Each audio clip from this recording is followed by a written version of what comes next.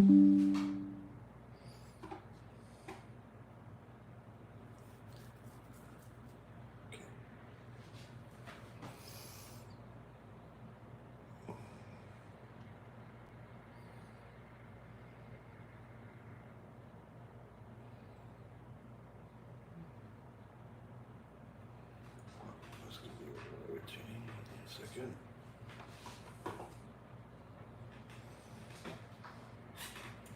Fix this.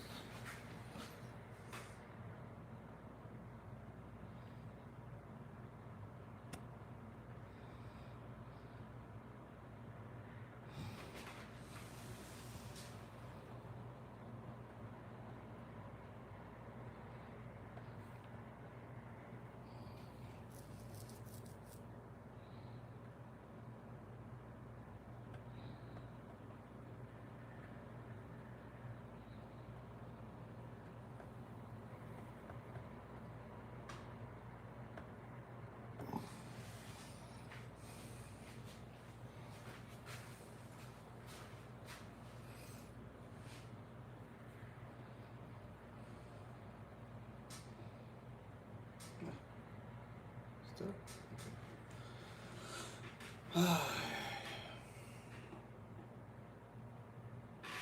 Okay. That's it. Testing.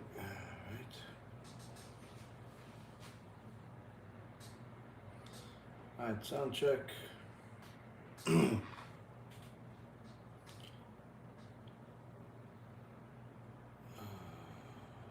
Sounds good on Facebook and the app. On YouTube. Okay. All right, you guys can hear me. That's good.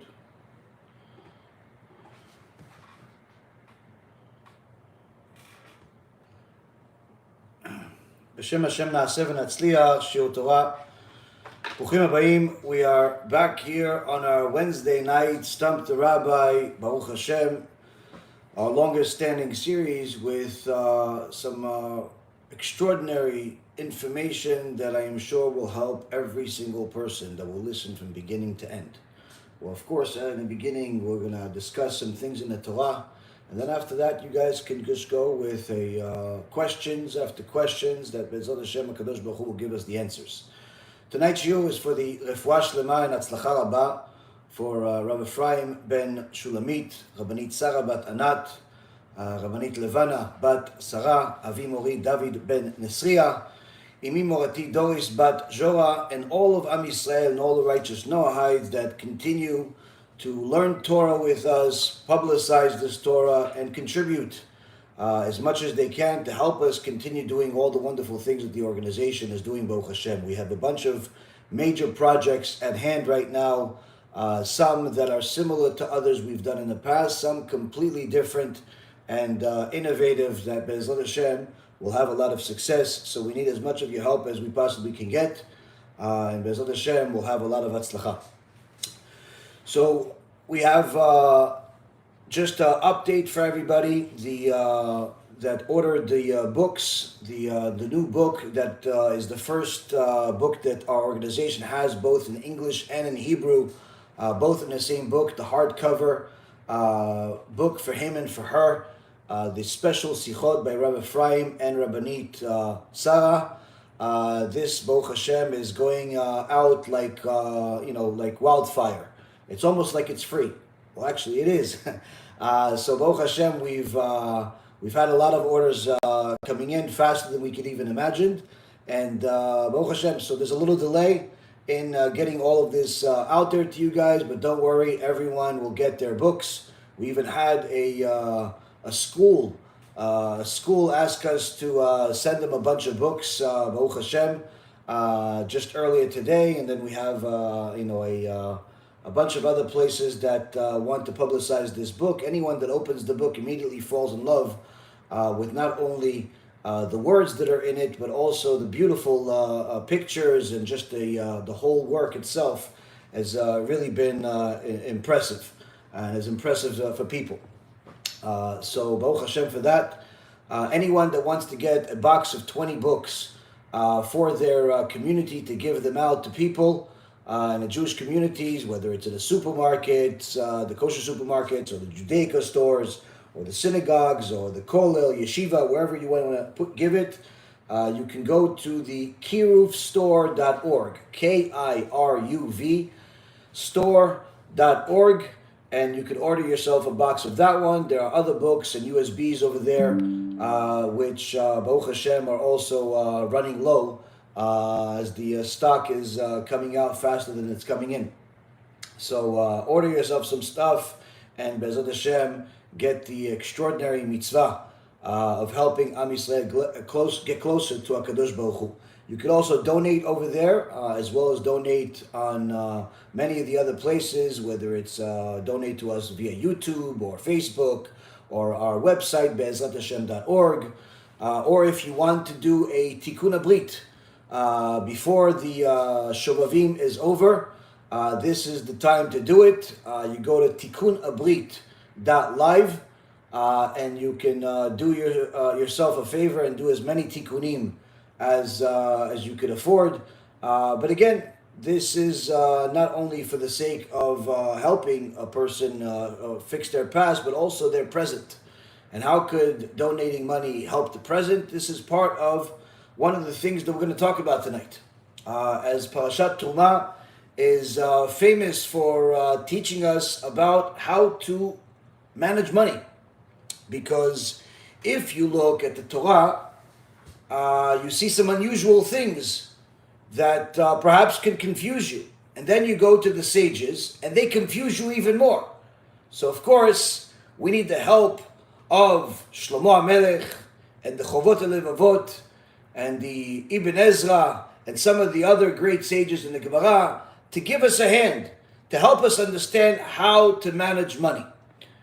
Where in the beginning of the Parashat Truma, we see that HaKadosh Baruch Hu says, V'ikchu li truma, which literally means, take for me a portion, like take for me a donation. Now, if you're speaking properly, then you would say, give me a donation, not take from me a donation. Now, of course, the sages teach that when you give for the sake of Torah, you're really taking, because Hashem rewards you. But what can we do that most people, even some that actually give, don't really believe that? How do we know? Well, the sages pick it up a notch. In the Gemara in Masechet Brachot, the holy Jewish sages teach us one of the most profound ideas that testifies of whether a person truly believes in HaKadosh Baruch Hu or not. Which is, the Gemara says, if you see your financials dwindling, your bank account goes lower. You had a savings account, you had a stock portfolio, Bitcoin, whatever you had, you invested in some stock that went up 50% and then it went down 50%.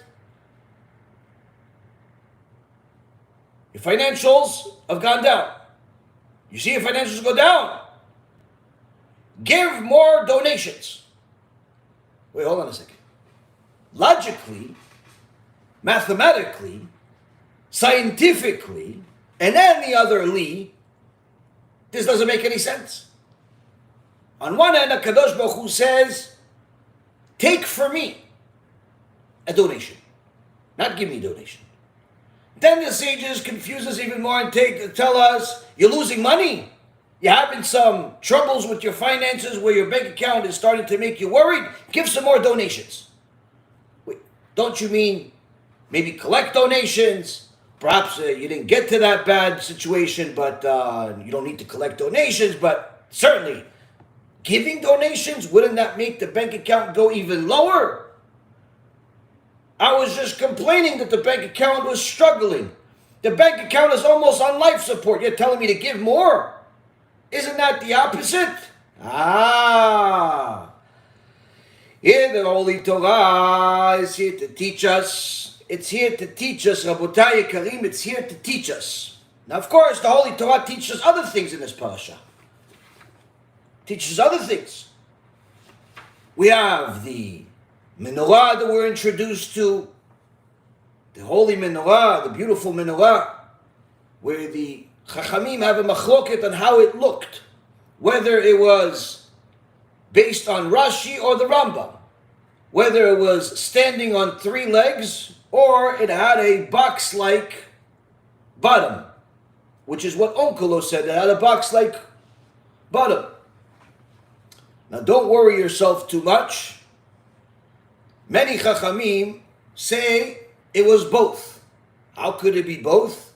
Because anyone that followed the extraordinary series of, read the book by Rav Meir Eliyahu, Sheikhye, about the Klei Mikdash, the different tools of the Beit HaMikdash, and the historical and archaeological findings and discoveries, and a lot of different conspiracies involved in all of it, would have learned that many of the Chachamim actually say that there were multiple menorot, meaning that there wasn't just one menorah, there were multiple replicas made at the time of the Beit HaMikdash, and therefore it could have very well been both cases.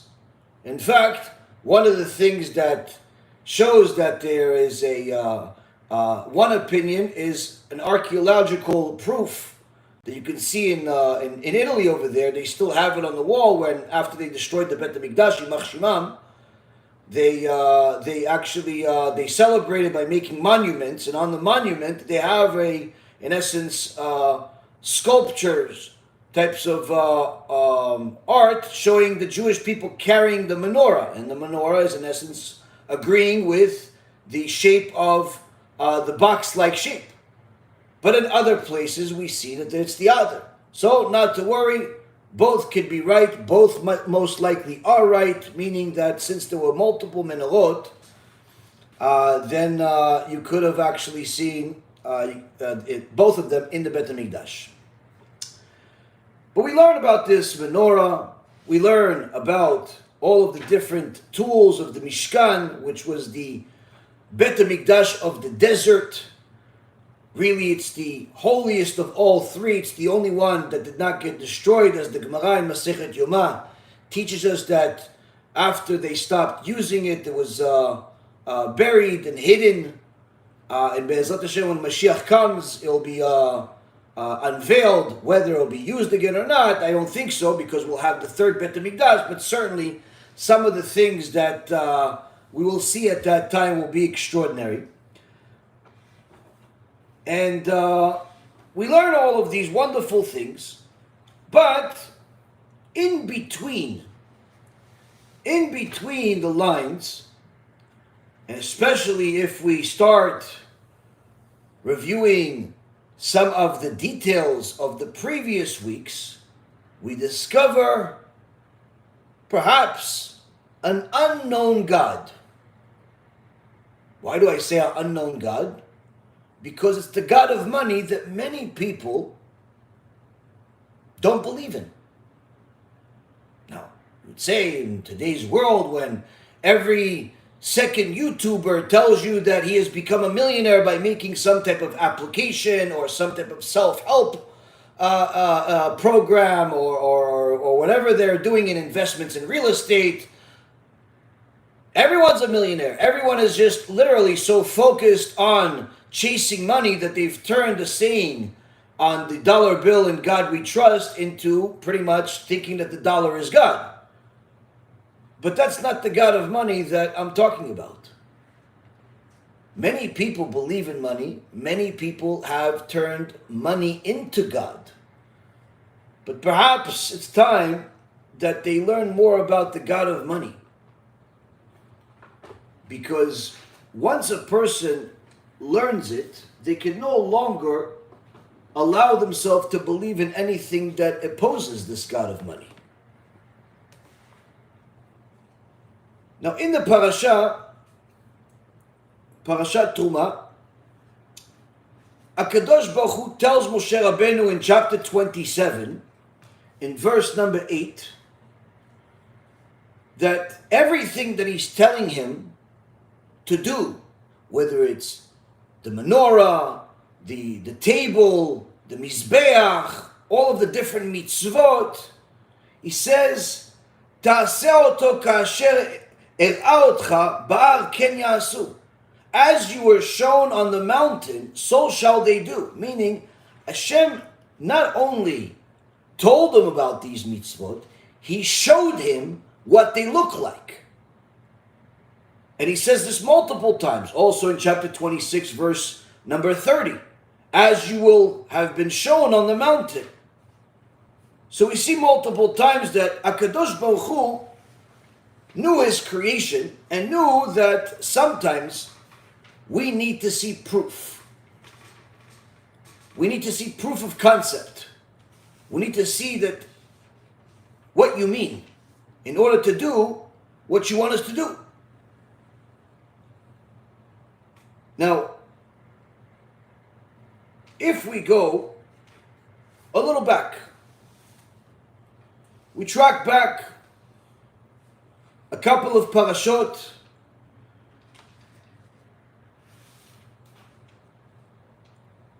we'll see that HaKadosh Baruch Hu was not kidding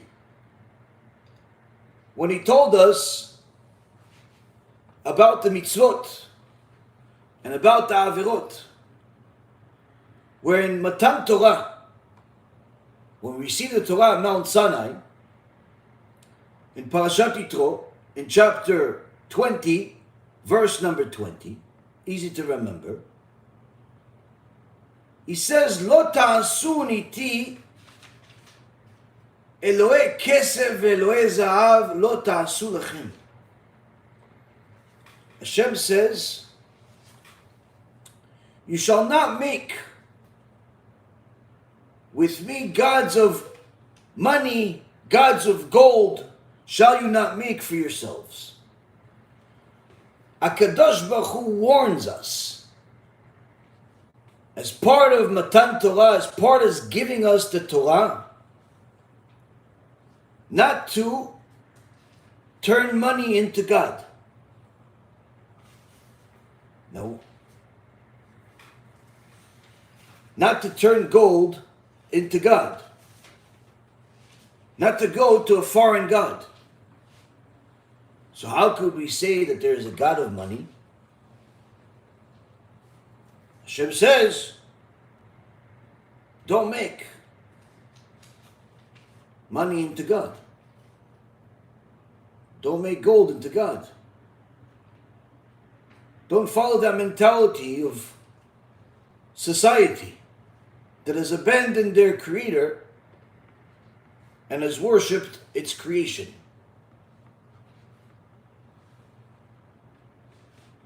After HaKadosh Baruch Hu tells us don't turn money into God, he clarifies what he means in the next parasha, Parashat Mishpatim, where he starts telling us about money management, business management, ethical management in business and money. In one of the mitzvot, in chapter 22, verse number 24, Parashat Mishpatim, he says, "In kesef talveh et ami, et ha'ani imach, lo tiye lo kenoshe lo tesimun alav neshech."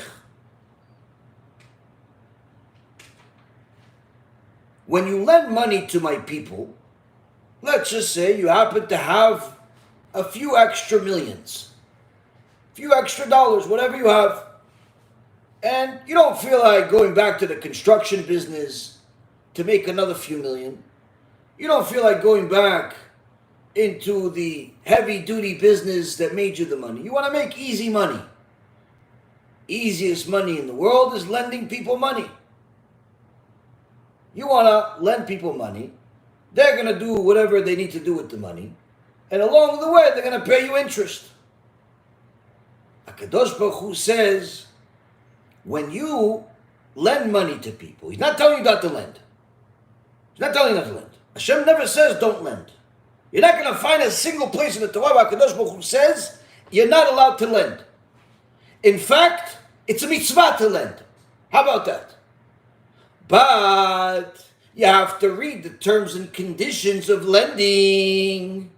What's the terms and conditions? When you lend money to my people, to the poor person who is with you, it doesn't literally mean someone that's poor and is begging in the streets, waiting for somebody to give him $1. In essence, he's talking about anyone that's in need. It could even be a multi-million-dollar business that just simply does not have liquidity and needs liquidity in order to survive. It could be someone that's looking to expand their business. It could be somebody that needs to pay their mortgage. Whatever it is, someone in need. When you lend money to my people, when you lend money to Am Yisrael, to the poor person who is with you, do not act towards him like a creditor. Do not lay interest upon him. That's the terms and conditions.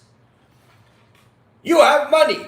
How do you have money? You say, I worked. I had a store. I was providing good customer service. I woke up at 6 o'clock in the morning. I got home at 10 o'clock at night. I worked like a dog for many years, and I saved, and I was frugal, and I made a few good deals, and I got myself a nice chunk of change. And now I don't want to work so hard anymore. I want to make some easy money. HaKadosh Baruch Hu says you want to lend some money because you have extra money. Fine, it's a mitzvah to do it, but it's not a money-making opportunity. Why? When you have a fellow Jew in your community, in your circle, that's in need of money, he needs to borrow money, sure, you should lend him the money. It's even better to lend him money than to give him tzedakah, because he'll still maintain his honor. But it is certainly not a money-making opportunity. Why? You're not allowed to charge him interest. Wait, hold on a second.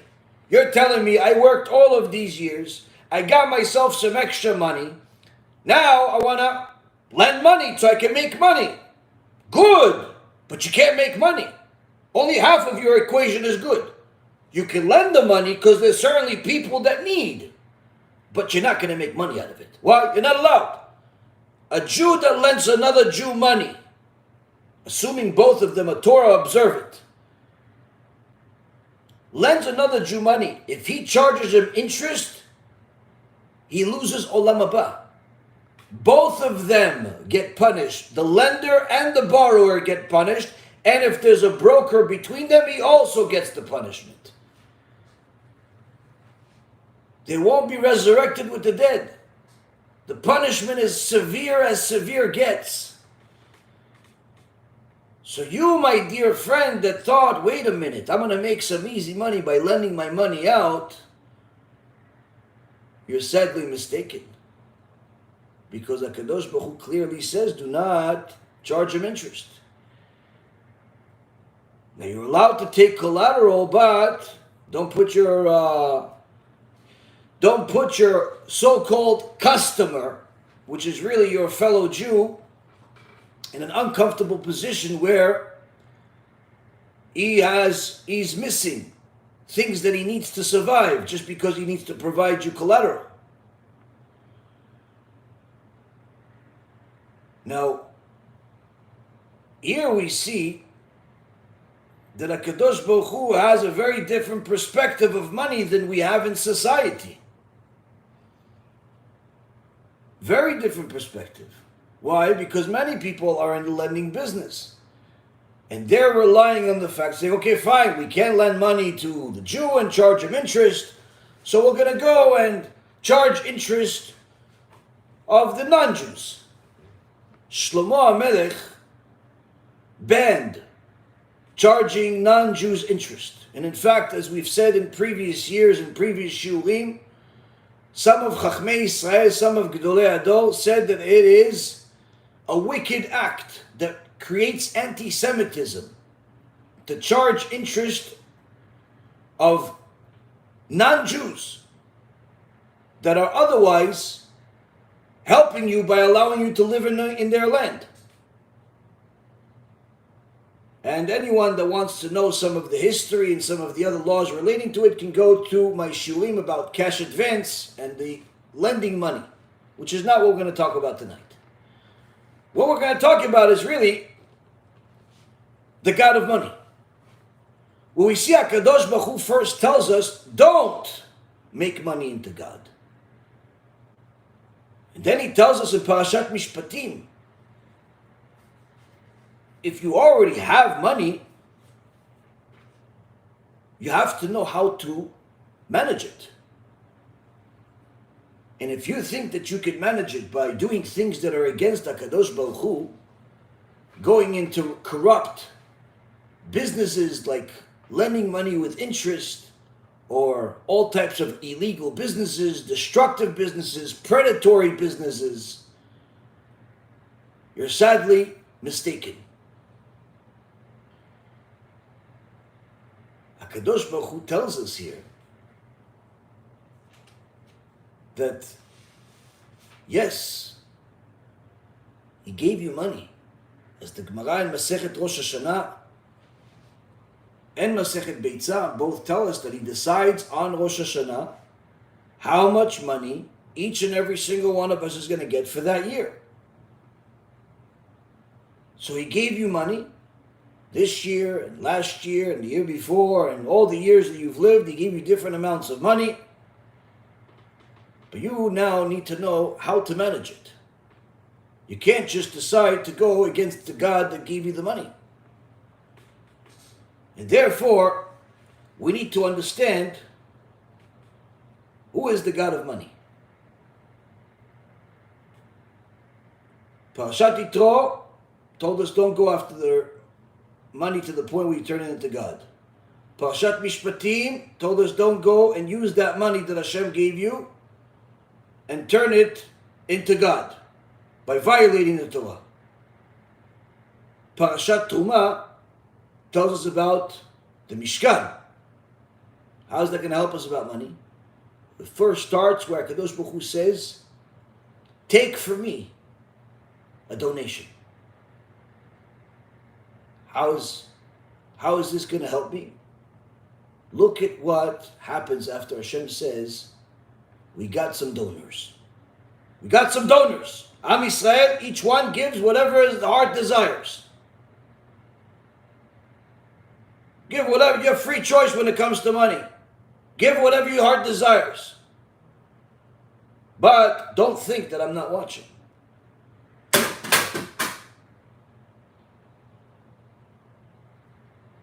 When we get to menorah, we have some technical difficulties here.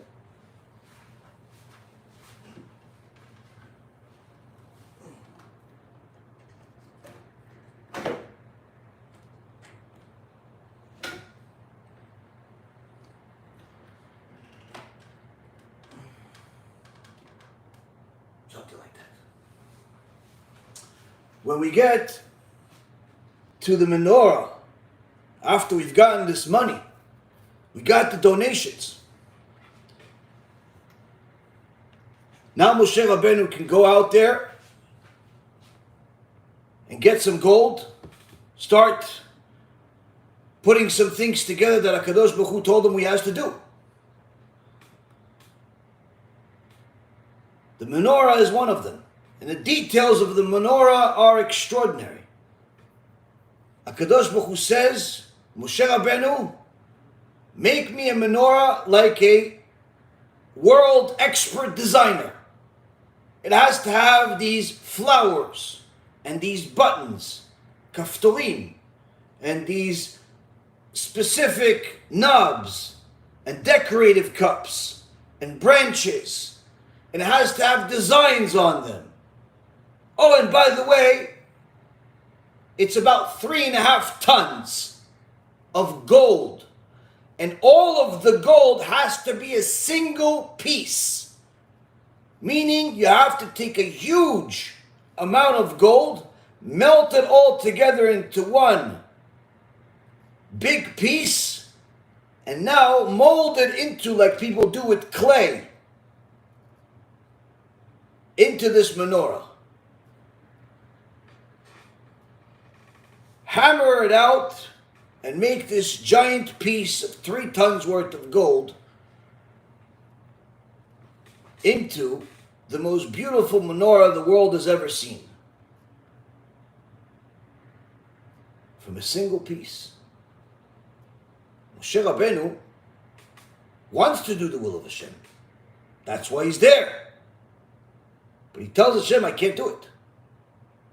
I don't even know how to do what you want me to do. I don't even know what it will look like. So HaKadosh Baruch Hu says, no problem, I'll show you. And he shows him an image of the menorah. Now Moshe Rabbeinu is even scared, more scared. He says, Hashem, that for sure I can't do. I don't have the skills to make these knobs and these flowers and these cups. I have no idea how to do this. Hashem says, no worries, Moshe. You got the gold? Get the gold, put it all together, throw it in the fire. I'll take care of the rest. Moshe Rabbeinu gets the gold that people donated, puts it into the fire, and lo and behold, HaKadosh Baruch Hu shows him how this gold transformed into the most beautiful menorah you could possibly imagine. But he says, Moshe, you did it. Now, between you and I, Moshe didn't do it. The Torah itself says, Moshe didn't do it. But HaKadosh Baruch Hu doesn't lie. He says, Moshe, you did it. How come Moshe Rabbeinu? He says, why is Hashem saying this? Says HaKadosh Baruch Hu, don't turn money into God. Don't go into businesses that take the money that I gave you and make you look like you've turned money into God, even if you say you haven't. You want to know how to treat money? Look at my dear Moshe Rabbeinu. What did Moshe Rabbeinu do? He put the gold in there. Who gave him the gold? Am Yisrael gave him the gold. He had some gold. Everybody put some gold together. But who gave them the gold? I gave him the gold. And then they took part of the gold that I gave them, and they said, okay, we're going to give a piece. We're going to give a piece for the sake of the mitzvot. Then Moshe Rabbeinu just pushes this giant piece of gold into the fire. What a fire it was. Then I made into a menorah, but since Moshe Rabbeinu was the messenger that desired to do the will of Hashem, you know what? I said he did it. And that's how you know that Moshe Rabbeinu was the ultimate leader in every aspect, even in teaching us how to manage money. Where Moshe Rabbeinu here is teaching us, if you understand what HaKadosh Baruch Hu is trying to tell us here, you'll understand how to manage money. If you think that your idea, that your talent, that your job, that your customer, that your fortune, that your simply good deeds are what made you money, you, my dear friend, have turned different things into the God of money. But if you understand that HaKadosh Baruch Hu tells us, V'yikchu li truma, that the Chachamim are very careful to specify. V'yikchu li truma is in essence HaKadosh Baruch Hu telling us, He is the God of money. He is the God of money. There is no other God. He is the God of money. And the Chachamim teach us very carefully and precisely that HaKadosh Baruch Hu cannot ever be described as one who is receiving anything from us, because everything is His. The entire world belongs to HaKadosh Baruch Hu. And therefore, the Chachamim say, Vayikchu li truma is in essence, you're bringing an offering, you're bringing a donation in front of me, not to me. So why does it to me? Because when you are using the gift that I gave you, the money that I gave you, the salvation that I gave you, in order to make more mitzvot, in order to sanctify my name, in order to publicize my name and my Torah, that means that you believe in me, not only as a God that created the heaven and the earth, not only as the God that can help you when you have no other choice, but you also believe in me to the point where you know that I am the God of money, where you know that Moshe Rabbeinu, all he did is show that he wants to do the will of HaShem. And therefore HaShem says, you show that you want to do the will of HaShem, I'll do everything. You show that you want to do something in business, you want to go make a sale, you want to go build a company, you want to go make money, HaKadosh Baruch Hu says, no problem, I'll make the money. I'll send you the customer. I'll make the idea that you had work out. I'll give you the idea. I'll give you the money that will transfer into your account. I'll do everything. You just show that you want to do something. And I'll actually do it. Now, how do you know that a person believes that HaKadosh Baruch Hu is the one and only God, including the God of money?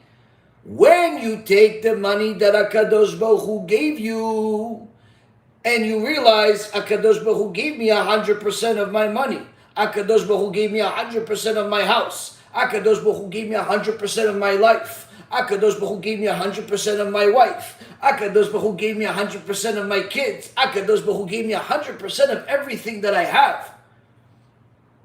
When I'm giving 10% of the money that I have, the income that I'm getting, to publicize his name, I'm not giving him anything. Everything is his. He's the one that gave me. All I'm doing is I'm taking 10% of the 100% that he gave me and showing him, I know you gave it to me. And I want other people to know that you gave it to me. And in fact, I want other people to know that you give it to them too. I want other people to know that you are the God of money. I want other people to know that you are the God that gives us everything. So I'm going to take money that you gave me and use it to go and publicize your name so more people can know the same beautiful lesson that I know, that I learned from Moshe Rabbeinu. Trying to do the will of Hashem by putting this menorah together, but admitting that he simply cannot. And then HaKadosh Baruch Hu says, I know you can't. But I wanted to teach you a lesson. That everything you do, in reality, I did it. But I'm going to put it in your name. Why?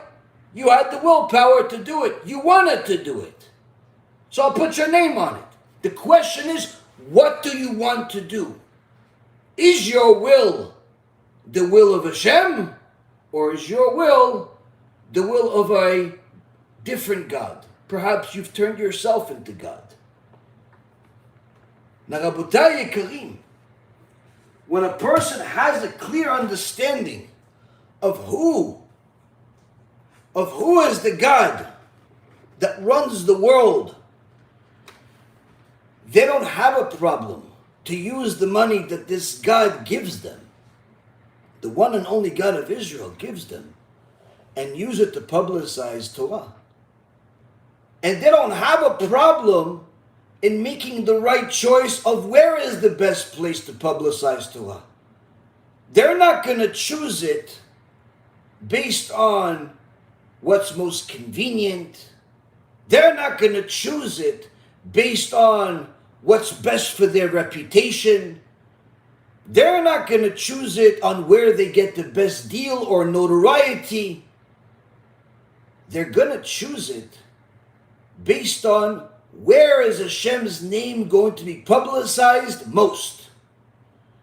Now, on the other hand, the vast majority of society that is chasing their tail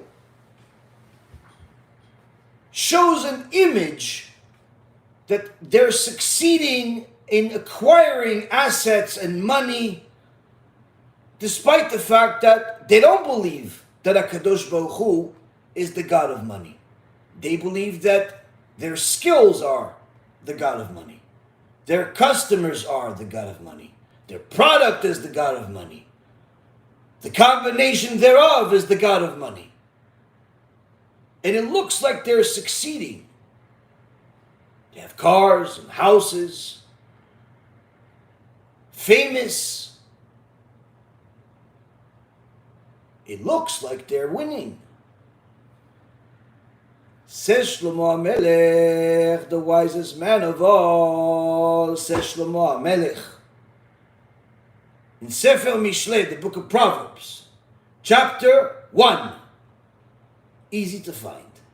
You open the book of Proverbs, you're going to find treasure. The question is what you're going to do with it. Says Shlomo HaMelech, there are certain people who hate knowledge. What kind of knowledge?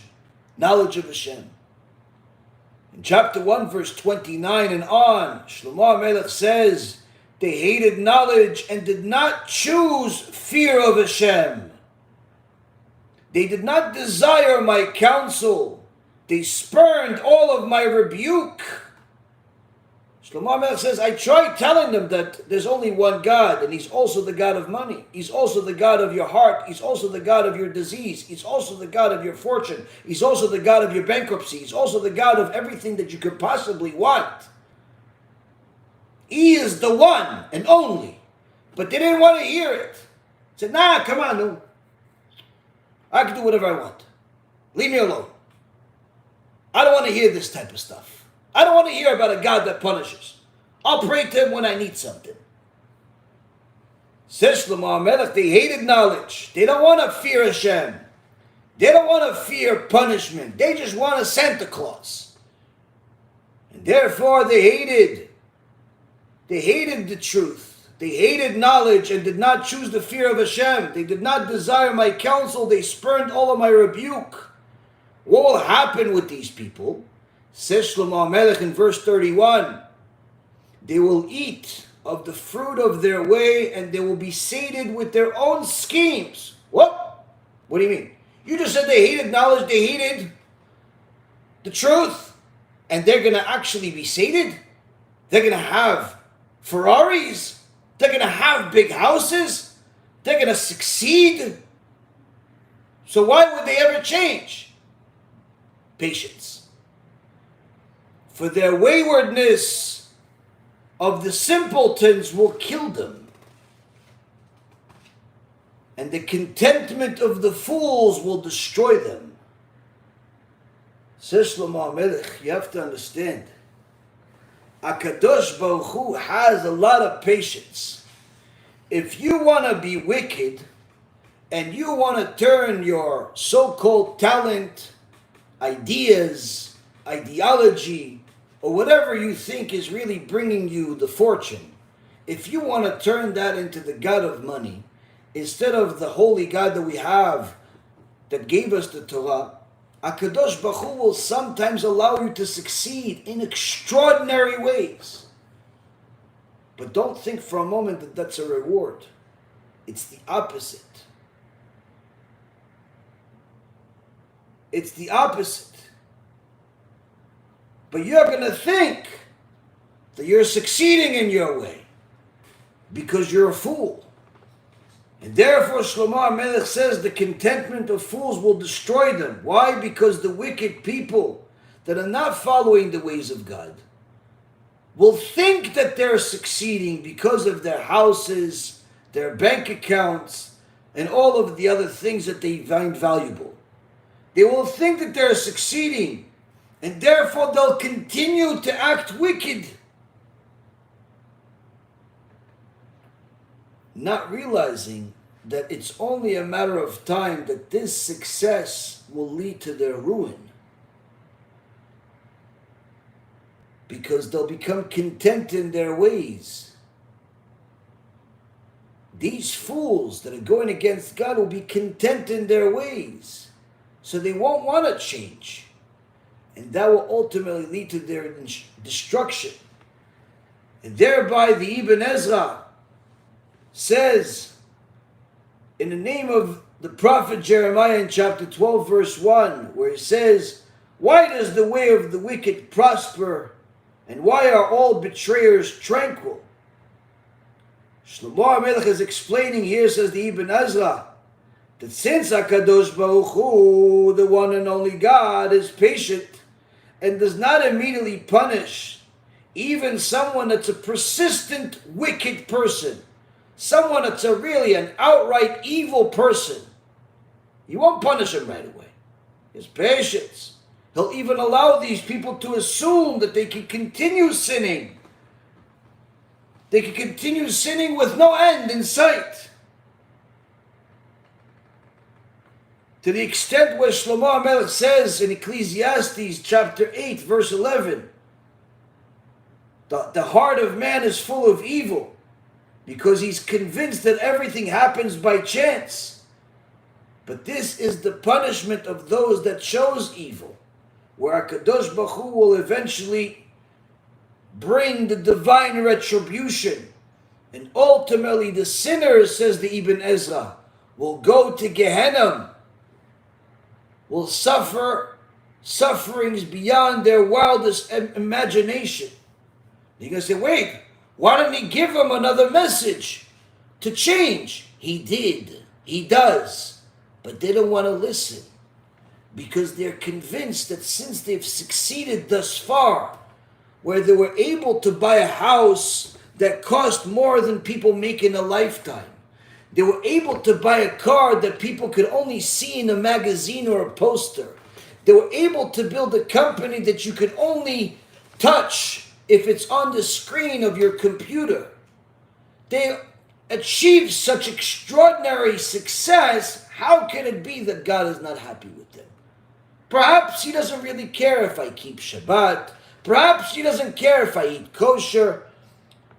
Perhaps it's enough that I just give some donations to different random people or organizations that say they do good, and that's enough good. As long as I don't kill people or at least get caught for it, I'm a good person.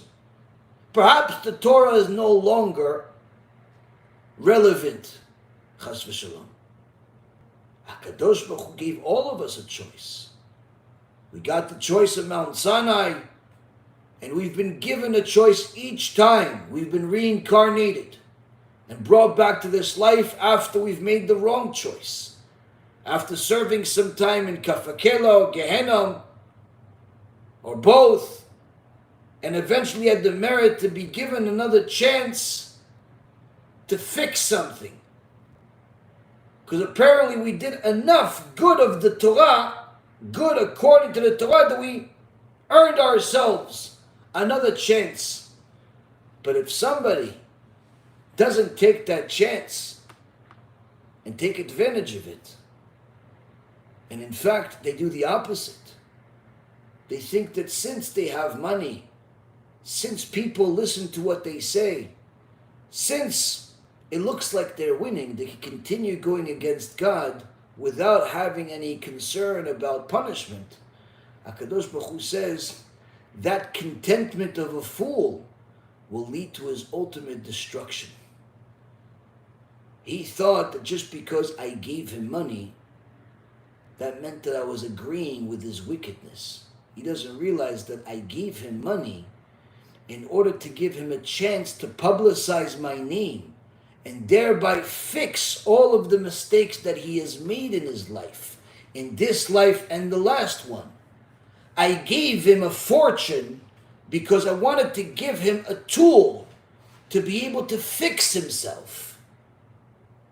And without giving him a fortune, he simply could not.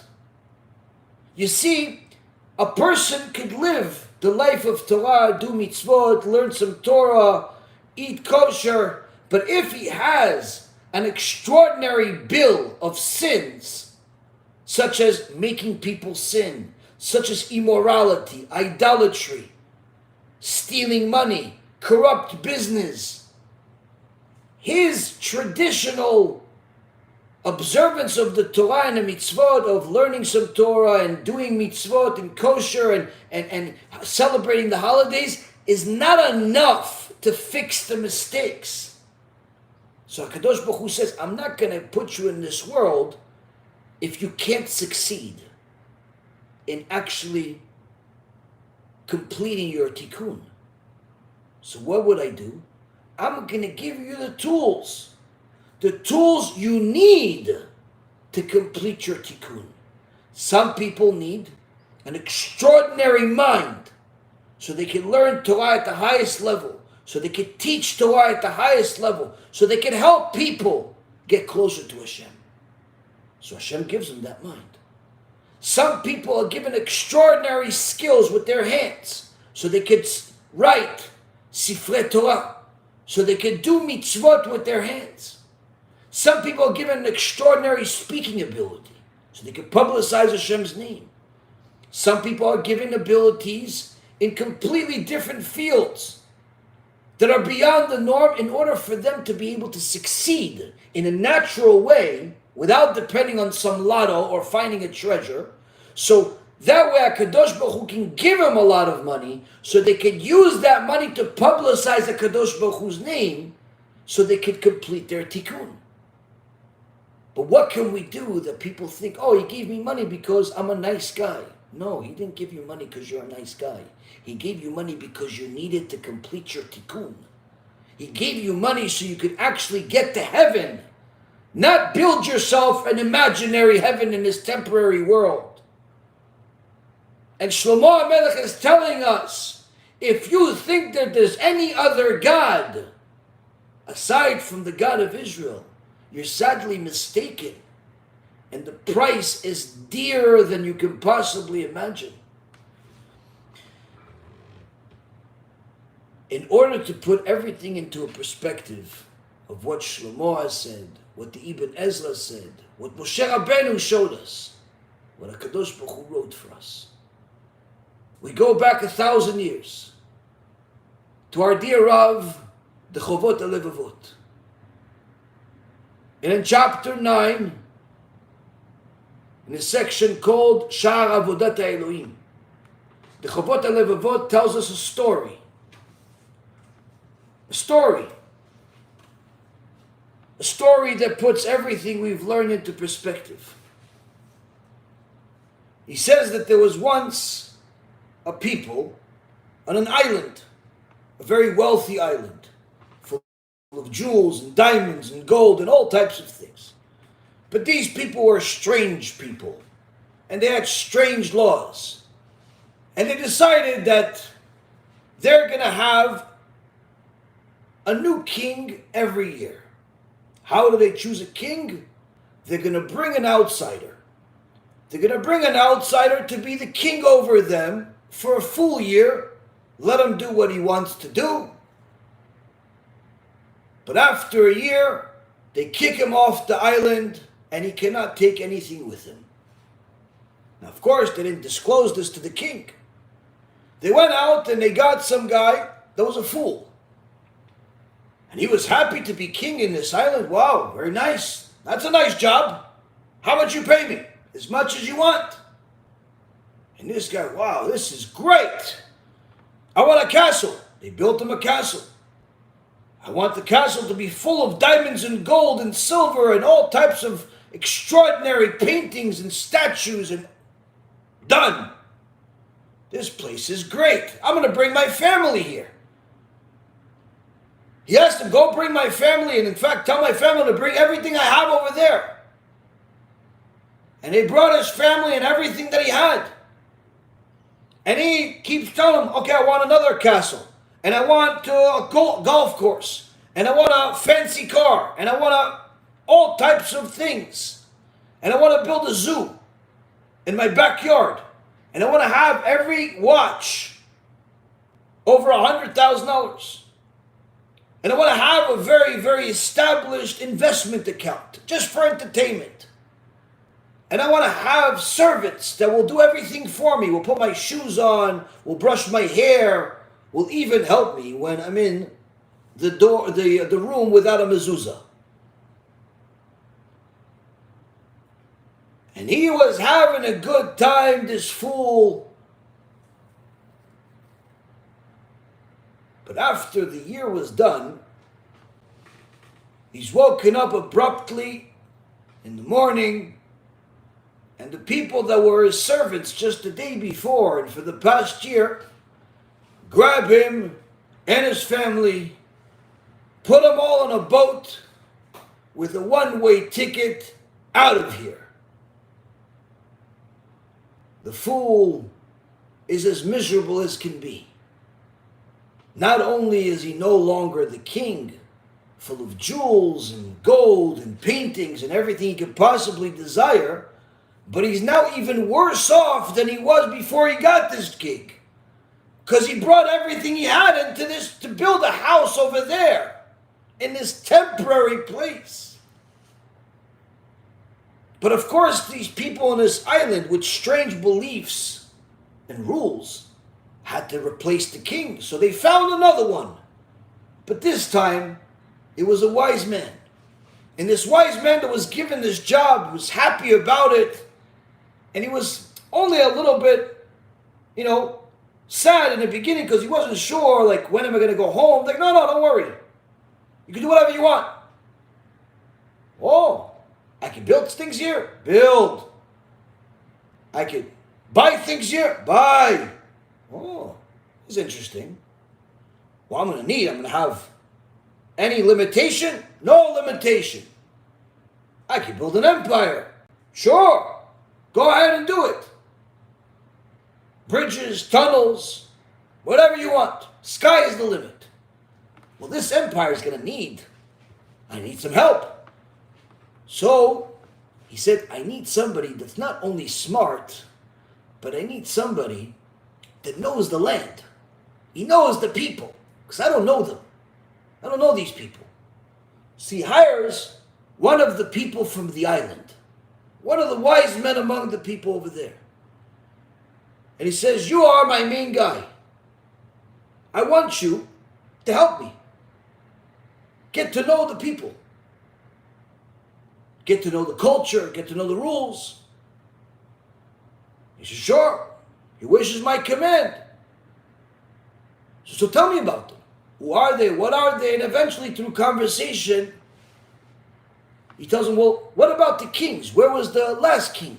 He says, well, the last king was kicked out. Why? Well, that's the rule. What rule? Every year they change a king. They give a king everything he wants, but after the year is done, they kick him out with nothing to show for it. That's the rule of the land. As soon as the wise new king heard this, he was saddened at first because he realized that whatever he builds there is temporary. So he realized, okay, this is not forever, but fine, I can work with this. You know what I'm going to do? I'm going to start taking some stuff that I have here, that I can get here, and put it in the life I'm going to go to. My old home. I'm not going to bring everybody here. I'm going to bring stuff there. He says, I want some diamonds. He got some diamonds. I want some gold. He got some gold. I want all types of things. And every time he got some stuff, he'd ship it back home. Now, on one end, he was a little bit having a difficult time just because he couldn't really enjoy himself while he's there because he's constantly worrying about sending stuff to the real house, the permanent house. So he couldn't really enjoy it. But the same token, the one thing that gave him salvation was the knowledge that eventually he's going to get there. And each day he worked on trying to find whatever treasure he could to send it back home. And after a year was done,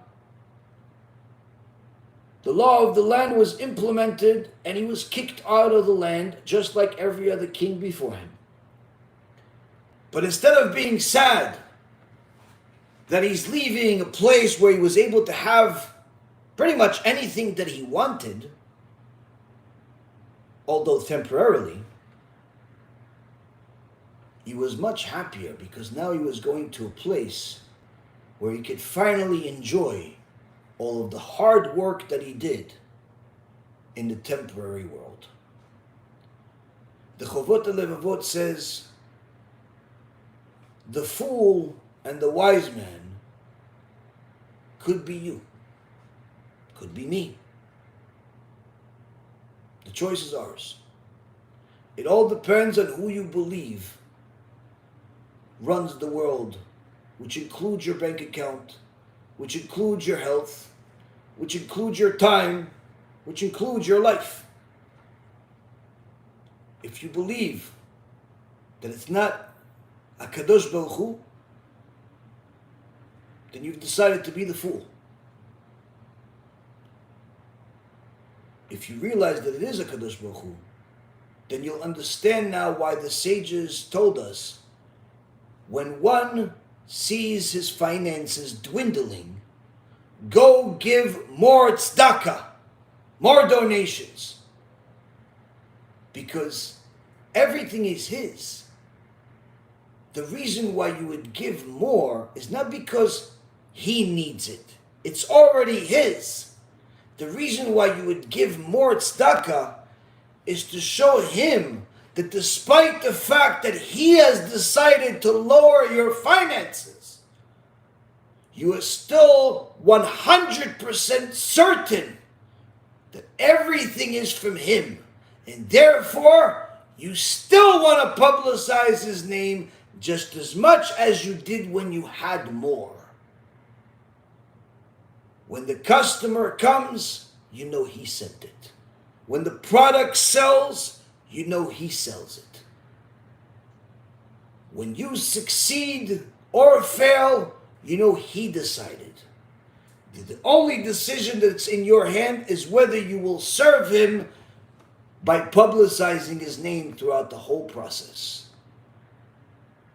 If you want to show HaKadosh Baruch Hu that you believe in him, it all starts with understanding that he is the God of money and not turning money into God. With that being said, BeEzrat HaShem, you will all have some questions that I'm sure you've gathered over the last week since our last year, and BeEzrat HaShem, HaKadosh Baruch Hu will give us the answers.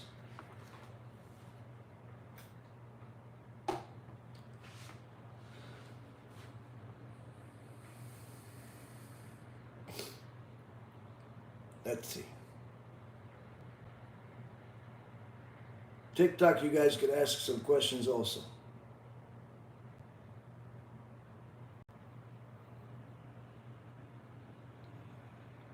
See?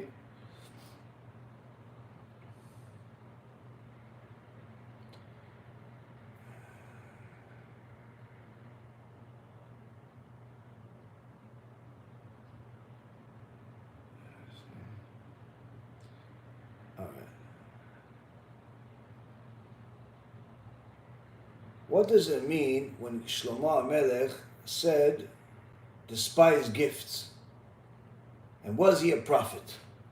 So Shlomo HaMelech, saying that a person that hates gifts, it's interpreted in a couple of ways. The Gemara says in the Masechet Sanhedrin that there were women that would walk around immodestly, and in order to get the attention of people, in order to get a, let's just call it in today's terms, a sugar daddy.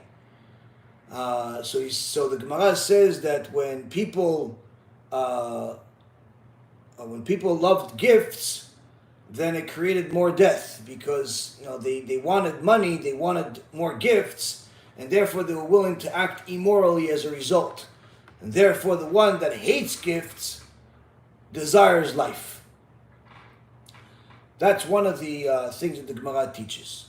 The second thing is also understanding that when a person it knows that everything comes from HaKadosh Baruch Hu, everything comes from Hashem, they don't necessarily want anything from anybody. They're not going to beg anybody to help them. They're not going to plead with anybody to join them.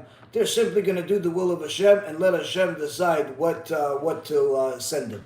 They'll do what they say they're going to do. They follow the will of Hashem. If they have a certain job, they obviously do the job that they're supposed to do. If they don't have a job, they use whatever effort they have or ishtadlut that they have to try to find a job. And the point is that they don't go above and beyond the normal effort that's necessary to live in this world. They're not going to beg anybody or break any rules or violate the Torah just for the sake of getting gifts or getting money or getting notoriety or anything like that. They're always going to think of what does the Torah allow me to do, what does the Torah forbid me to do before they take any particular action, even if that means that they're not going to get the gifts. Why? Because they're not desiring gifts. They're desiring life. And life means they're desiring eternity by following the Torah. As far as the prophet, to my knowledge, Shlomo Melech was not a prophet. He had Ruach HaKodesh, but he was not he didn't give, he's not one of the 48 prophets that are noted in Gemara Masechet Megillah that's mentioned in the Tanakh, or 55 prophets, but 7 of them were women. He certainly had Ruach HaKodesh, but the father of all Ruach HaKodesh was his father, David HaMelech. David HaMelech did not have prophecy. That's why he had to go to Shmuel. Shmuel was the prophet. So if David didn't have prophecy, needless to say, his son Shlomo did not have prophecy.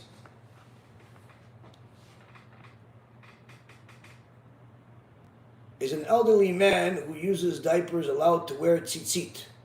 As long as the diaper is clean, meaning as long as he does not have fecal matter in the diaper, there's not a terrible stench coming from him, he could act normally. He could even put on tefillin.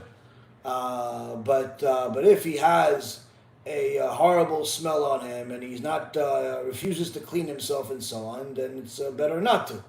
But with tefillin. With tzitzit, on the other hand, he's allowed to wear tzitzit, and as soon as he needs to change, then he would change. Tzitzit does not have the same level of sanctity as tefillin do. And he doesn't necessarily need to be able to change himself, at least if he has somebody to help him, some nurse or something like that could help him.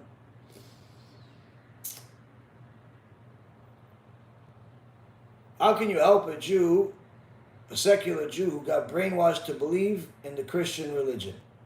Well, I have different lectures that I've made over the years about the falsehood of Christianity in the New Testament. In anything that has to do with the New Testament, regardless of which religion it is, whether it's called Christianity or Catholicism or Messianic Judaism or Jews for Jesus. These are all different versions of Christianity. We showed that the main document that they all rely on is the New Testament. And the New Testament is full of man-made errors that are inexcusable, that show that it's a false document. It's not a divine document. It contradicts the Torah, which is agreed upon by all three major religions, Judaism and Christianity and Islam. Even though the other two are false, still everyone agrees that the Torah is real, because everyone relies on the Torah. It's obvious that the Jews rely on the Torah, but also Christianity and Islam rely on the Torah as the original book that they say had a second version later on, which is their books, the Quran and the New Testament. So everyone agrees that the Torah is the truth, and which means that if you're saying that the Torah is true and you're a continuation, that means that your book has to agree with the truth. So when you see that in countless places the New Testament has contradictions of the Torah, and things that are literally wrong, that a 5-year-old would notice, then you realize this is certainly not a continuation of the Torah, but rather is antithetical to the Torah. And that's why, according to halacha, Christianity is considered 100% idol worship. Now, I have a whole series of lectures about this. Rabbi Ephraim has a whole series of lectures about this topic. So anybody that wants to watch those lectures and be enlightened to see the truth about Christianity, which is that it's falsehood, and then realize that there's only one truth, which is the Torah, and what the Torah says, and not what the Christians say about the Torah, but rather what the Jews say about the Torah, both the written Torah and the oral Torah. Then once they do it, they'll certainly transform their life, whether it'll lead them to convert to Judaism or simply be righteous Noahides, which by definition is every Gentile is considered by default a Noahide. Question is whether they'll be righteous or not. To be a righteous Noahide, they have to follow the Noahide laws that are detailed in the Torah. To be a wicked Noahide, they simply ignore those rules and they live, a life full of idolatry or heresy or anything else that these other religions have. But the point being is that anybody that wants to know the truth, we have lectures in Hebrew and English, and some of them were even translated to Spanish, Portuguese, and other languages. So, Baruch Hashem, the information is available for those that are really seeking the truth. I heard a rabbi say that the meat chicken today is really non-kosher, even if it has certification, because the animals in the slaughter facility are maltreated. Is this true? Are Sfaradim allowed to eat Bet Yosef meat? Certainly, if someone has a kashrut that is relied upon by Gdolei Israel, that is a reliable kashrut, it's forbidden to say that their meat is not kosher, whether by a rabbi or by anybody else. Anyone that thinks that there's no kosher meat or chicken available out there is simply mistaken and is actually saying a shemra on otherwise kosher Jews, which they'll have to be punished for, even if they're a rabbi or whoever they are. You can't just say and conclude that everyone that's in the kosher business is wicked, for a couple of reasons. Number one, you don't know that. Even if you saw yourself that there's 1 or 2 or 5 different places that do bad things, whether they sell you non-kosher meat or whatever it is that they saw them do, that does not mean that everybody's like that. Number two, it's simply putting a doubt in people's mind unnecessarily that no one can live with. Meaning that if you don't rely on the kashrut of the meat, that means you can't rely on the kashrut of anything. And therefore, the only thing that you can eat is fruits and vegetables that you actually clean and take care of, and you can't pretty much eat anything else, because you can't tell me that the rabbis in the kashrut of the meat are not reliable, but yet the rabbis of the kashrut of the chocolate, of the milk, of the the other products that people buy in a supermarket to make their soup, to make their seasonings, to make everything else, but they're reliable. How do you know that reddish type of ingredient that you're buying to put some seasoning? How do you know that's really a seasoning that comes from a plant and it's not really a seasoning that comes from beetles? You don't know, because they look the same. How do you know that the soup mix that you're getting is really all seasonings that are made of certain chemicals and vegetables, and they're not actually putting other things that are not kosher in it? You don't know. The reality is that a person cannot say that they could rely on a kashrut of candy, of pretty much every other product that you buy, to cereal even. You rely on not kashrut, but you don't rely on kashrut that says it's Bet Yosef, that says it's Glat, that says it's kosher by a reliable institution. Simply, it's not a realistic understanding of the magnitude of such a statement, and quite frankly, it's a foolish statement. Again, if something has a sticker on it that says it's kosher, it doesn't necessarily mean that you should rely and put your life on the line for it. You could certainly verify, you could look into things.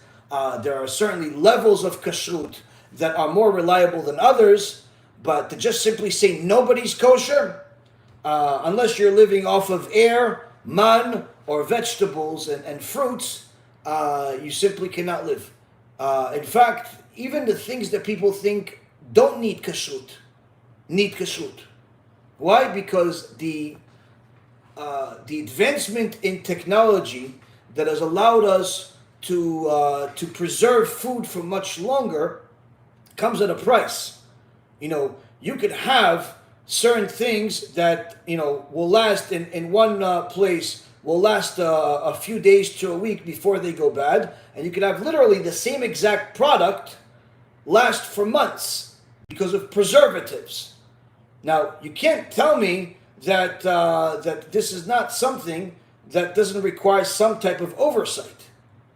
But yet, you rely on that oversight, but you don't rely on the oversight that is much easier to do, which is the kashrut of meat. It's much easier to oversee kosher meat or kosher chicken than to oversee the kosher factories that produce all of these other products. So it's important for a person to know that if there is a reliable kosher institution behind it, certainly you can and should rely on it. If it's an unknown institution or it's known to be unreliable, then you shouldn't eat from there. But to just simply say a blanket statement that everyone is not kosher is wrong. It's simply wrong. It's against the Torah, and whoever said it is not only sadly mistaken, but they're causing other people to make that same mistake. And I know several people that have made extreme decisions where they heard famous speakers say such things. Oh, you can't rely on the kashrut. They're torturing the chickens. They're torturing the cows. There's no way that they could slaughter 500 chickens in such a short period of time. One thing that most people don't realize is that not a single one of these speakers that speak about kashrut are experts in kashrut. They may know some things about kashrut, but they didn't work in kashrut for 20, 30, 40 years. Well, I spoke to experts. I spoke to the top experts in the field when I looked into the issue myself.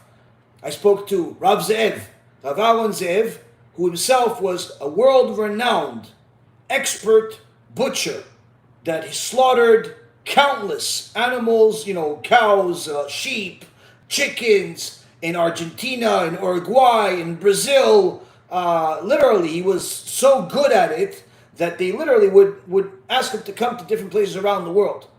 And I spoke to him about it.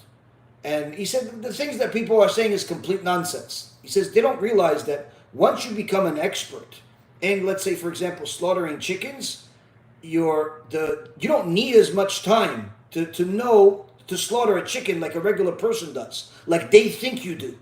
You could literally become like a machine and slaughter hundreds of chickens in a very short period of time, and every one of them is kosher. Without a doubt. Why? Because you not only know the laws, but your body itself moves in a certain fashion, and it gets used to that type of movement. It's very, very difficult, but nonetheless, he says they think that because they can't slaughter, or they can't think of someone slaughtering a certain amount of chickens in a certain amount of time, therefore nobody can. They don't realize that there's muscle memory, and you certainly can. Also, there are certain places around the world that have better quality meat than others because of the weather, because of the surroundings. This is so it also makes the animal less problematic as far as kashrut. This is why, for example, there's a lot of the the best places to get or that they grow they breed the animals, Argentina, Uruguay. These are places that are perfect for raising cattle versus, let's say, places like America or Israel or other places. The weather, the atmosphere, the place itself is much better. So many times when these few speakers are saying things like that, they're not familiar with a lot of this stuff. They may know certain laws, but they've never actually practiced being a butcher. And therefore, a lot of the things that they're concluding is not based on experience in the field coincided with knowledge of the law, but rather knowledge of the law and inexperience in the field. So one of the experts that I spoke to is Rabbi Yaron Reuven.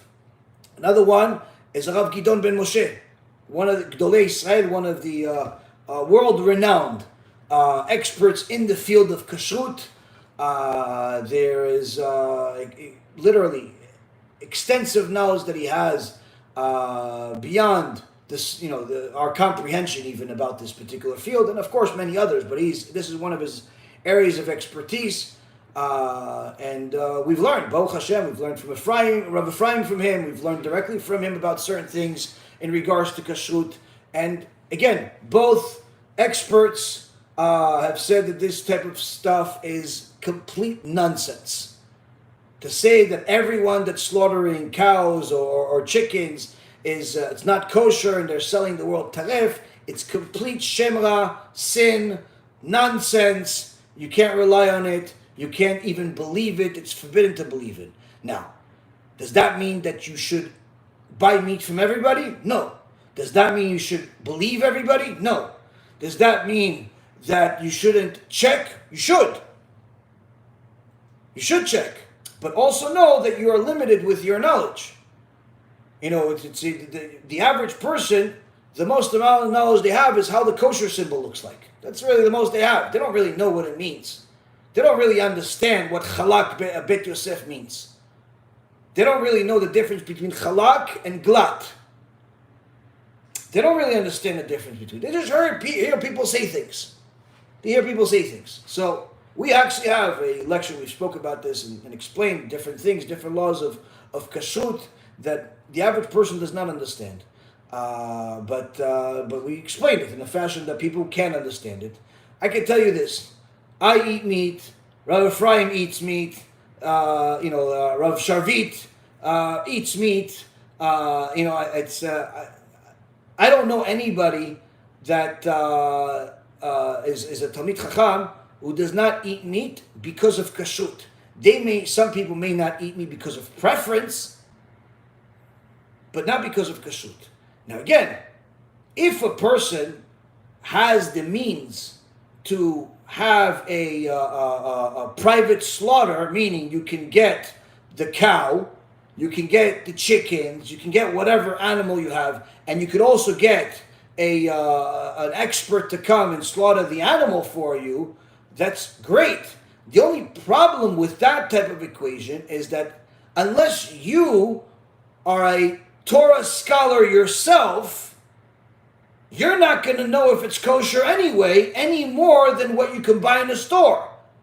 Because if he slaughters the cow, you don't have the knowledge, and the average person doesn't have the knowledge, unless he's learned in this field extensive amount of actually seeing slaughtering and knowing the difference, how to check the lungs, how to actually slaughter, doing all of these different things, how to salt the meat. So even if somebody has a lot of money and they get themselves a whole slew of cows, they get a farm to become their backyard, and they have somebody say, I'm going to be your butcher. I'm going to be your private butcher. Whenever you want to eat steaks, I'm here. Great. Reality is you still don't have the ability to know whether he's doing the right job or the wrong job. You have no concept. Why? Because you don't have the knowledge. Which means that whether you have the means to get private slaughter or you don't, you're still going to rely on somebody. You're still going to rely on somebody telling you the truth. So what's the difference between the guy that's working for you privately, which 99% of society cannot afford, or buying it from a store where there is a kosher body that is subject to laws and regulations, not just halacha, but actual legal laws and regulations. What's the difference? You have to rely on somebody. And you can't say, okay, you know what, so I'm just not going to eat meat. You can't do that either. Number one, it's certainly not the healthiest thing in the world to do. So, especially, there's holidays we have to eat meat. It's part of the holiday and so on. But aside from that, even if you say you don't want to eat meat, don't not eat meat because of kashrut. Why? Because either way you have to rely on the kashrut organizations that are providing you all of the food that you eat that's not meat. Everything that has a kosher symbol on it, what do you think that kosher symbol is on it just falls from the sky? And just appears in the box? You have to rely on the kashrut of Coca-Cola if you drink Coca-Cola. You have to rely on the kashrut of your cereal box if you eat cereal. You have to rely on the kashrut of everything. And you can say, no, but it's not the same. It is the same. If this is poison, that's poison. If this is allowed, that's allowed. In fact, like I said, many have told me that are experts in the field, much more than I even telling you. Tell me that, honestly, it's more difficult to supervise the stuff that you see in a supermarket than the stuff that you see in a kosher butcher shop. Much more difficult to supervise. So, people make a big stink about this whole kashrut of meat, and they make a lot of mistakes by following this. And I can tell you for sure, if you're not eating meat because you believe these rabbis that are telling you that nobody's kosher, you are making a sin. You are believing Shem Ra, and you are making a sin. And you'll have to go to Gehenom for it. So, if you're not eating meat because you simply don't like meat, different story. Different story. But if you're not eating meat because of you think nobody's kosher, that means you don't believe Gdolei Israel. You don't believe the Rishon LeZion. You don't believe the Dayanim. You don't believe, in so many words, you don't believe that any Jew in the world is kosher aside from you and the rabbi that you heard this from. And if you two are the only kosher people in the world, I have two questions for you. Number one, why isn't Hashem destroying the whole world? Because we're supposed to have at least 36 tzaddikim, and apparently there's only 2. Number 2, why are you listening to my shiur? If I'm a Rasha also, because I eat meat, then why are you listening to me? You're not allowed to listen to me. The Gemara says, Masechet Moed Katan, not allowed to listen to Rashaim. I eat meat, does that make me a Rasha? No, so that's the thing. People don't do the calculations when they say these statements. And a lot of these people that are saying this, unfortunately, most of them are young people, but they're listening to mainly 1 or 2 famous speakers in the Hebrew language that have made a big stink about this. But I can tell you that none of Gdolei Israel have supported them about this. None, nothing. No one, no big Gadol has supported them in this regards. They may have supported them in other things. They may have even gave them letters of recommendation about other things, but not in regards to this. Why? Because this is literally saying that the entire Jewish world, there is no righteous people among us. Everyone is a liar. Everyone is evil. And that you're simply not allowed to do. Unless you know for sure. And you don't. Neither do they. Nobody knows. You don't know what's happening behind closed doors. And again, it's not a livable type of circumstance. Hashem does not give us tests that we can't pass. So, finally, a person could go back and eat meat, or at the very least know that they're going to go to Gehenom for sure for believing Shem Ra. So, it doesn't matter that they're keeping Shabbat or they learn Torah. Well, no, they're going to Gehenom for a certain amount of time for believing Shem Ra. Whichever one a person wants to do, at least they go there knowingly. And they can't say, oh no, but I believe the rabbi. You just heard it otherwise.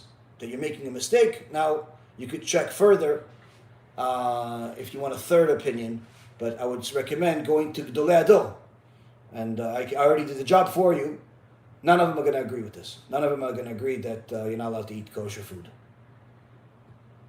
So don't fall for the trap. Let's see.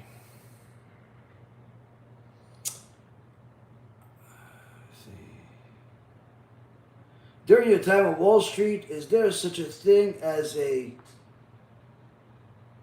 humble, wealthy individual Yeah, of course. There are humble, wealthy individuals. Wealth does not necessarily make a person arrogant. It's their perception of wealth that before they even have money, that is going to make a person arrogant. I've met many people that were broker than anything, that were arrogant even though they had nothing to be arrogant about. They weren't exceptionally smart, they weren't exceptionally wealthy, they weren't exceptionally talented, but they were just arrogant people. And I've met some people that were not arrogant.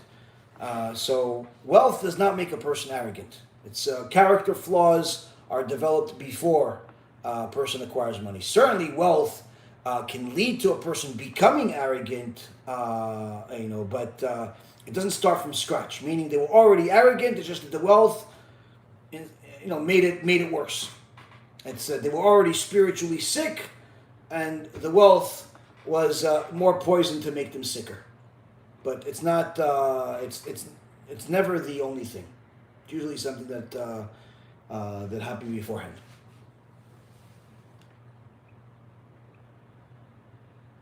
See. Thoughts on day trading and drop shipping.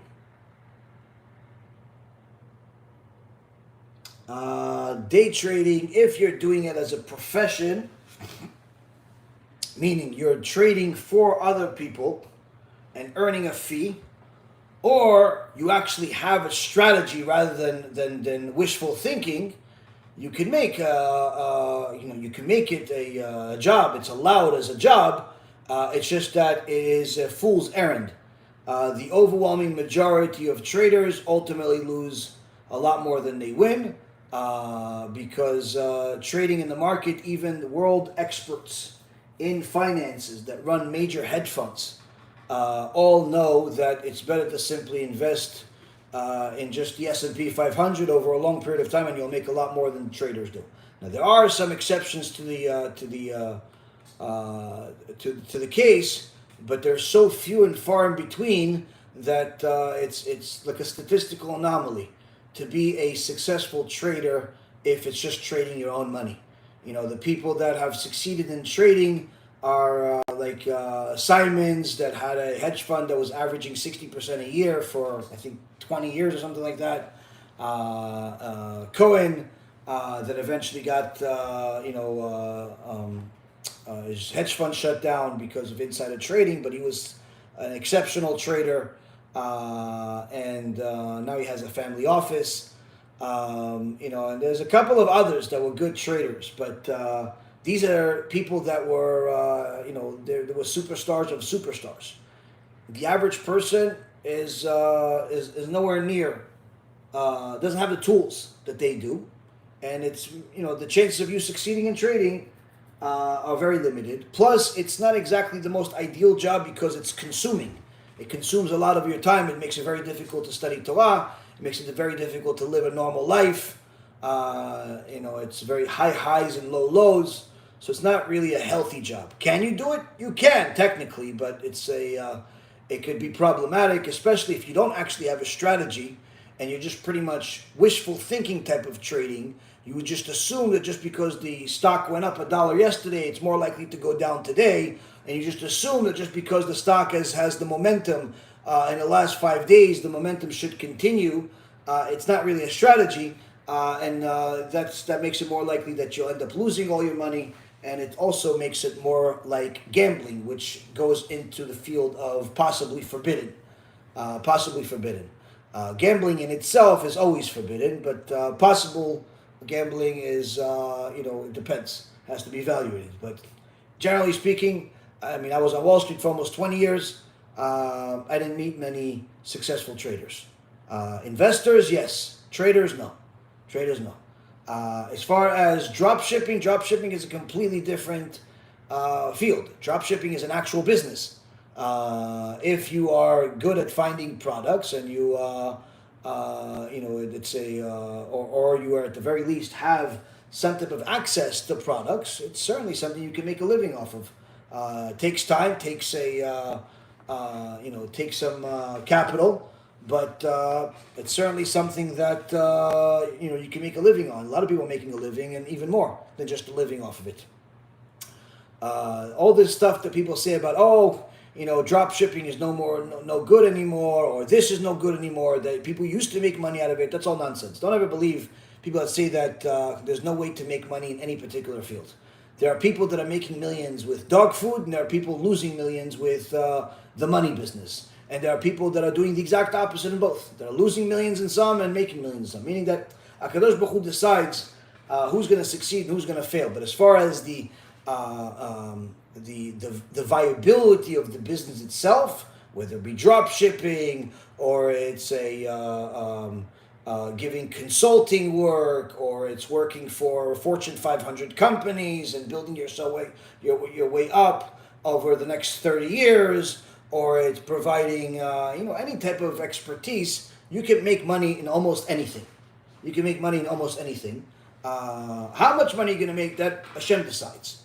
But as far as the viability of the businesses, there are more opportunities that are viable today than any other time in history, just because of the expense in technology as well as in the consumer base. Meaning that there are more possibilities of things to do, because there's more demand for different things, but also there's more customers today. Not because there's more population, but rather because there is worldwide trade. There's worldwide trade. You can sell to a customer in China, in a matter of 5 minutes, and he can sell you in a matter of 5 minutes. You couldn't do that, 100 years ago without traveling there or them traveling here. Now it's just a click of a button. So there's more consumers. The consumer base is continuing to grow as more and more economies join the worldwide economy, and or at least give access to their economy, meaning that you can go and travel to some of these countries like India or different parts of Asia and actually do business there, or bring the business back to wherever you live and actually make a good living from that. Point being is, you can make money from working at home. You can make money by traveling. You can make money selling jets. You can make money selling nets. You could make money in a lot of different things. How much money you're going to make, that HaShem decides. But as far as viability of the business, there are endless amount of opportunities out there. My recommendation is not necessarily to go where you like a lot of people recommend. Go do what you love. I don't necessarily think that's you need to love your job. You just need to not hate it and do something that's going to be the most profitable. Not hate it and do something that's most profitable. Doing what you love doesn't necessarily mean profitable. Doing what you love can mean going bankrupt. Doing what you love, sometimes business is the worst thing in the world. Why? Because sometimes you'll go bankrupt because you love it.